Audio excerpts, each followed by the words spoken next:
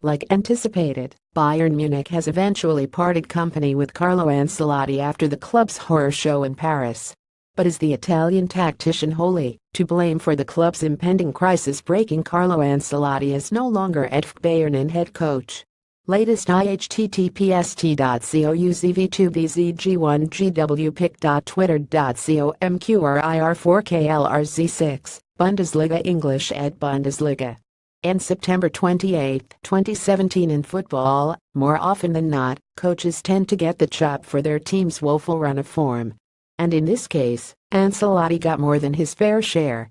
However, in the real sense, it isn't supposed to be due to other underlying factors outmuscling the manager. Nonetheless, first, he must carry his cross. What we saw tonight was not the real Bayern, said the club CEO, Karl-Heinz Rummenigge, after Wednesday's 30 drubbing by Paris Saint-Germain in the Champions League. Indeed, that wasn't the Bayern we knew. It was a catastrophe in every sense, one which sent shivers down the spines of fans, not only in Bavaria, but the whole of Deutschland. Rummenigge isn't known for talking through his hat, so his rage is somewhat justified. The club hadn't been battered this way in any continental group game in the 21st century. They've effortlessly strolled to the last 8 more times than any other side, and made light work of the Bundesliga, missing out on the title just 4 times in the same period. Bayern Munich's 30 defeat to PSG was the worst they've suffered in the Champions League group stage during the 21st century. pic.twitter.com/Lisbon, Squawka Football at Squawka September 28, 2017. But in a shocking twist of fate, the club's football has become something of an eyesore this term. Ancelotti's ignorance for tactical work and low-intensity training regime hasn't been cockier. It was as though the 57-year-old second-season monster was haunting him. He's that Real Madrid manager who finished behind Atletico, the PSG manager who finished behind Montpellier. For all his experience and exposure, Ancelotti's fabled man management skills seem to have torn apart the dressing room to shred, instead of hardening. But the early cracks were there for everyone to see during pre-season. Bayern atrociously slipped to Arsenal, AC Milan, Inter Milan, Liverpool, and Napoli.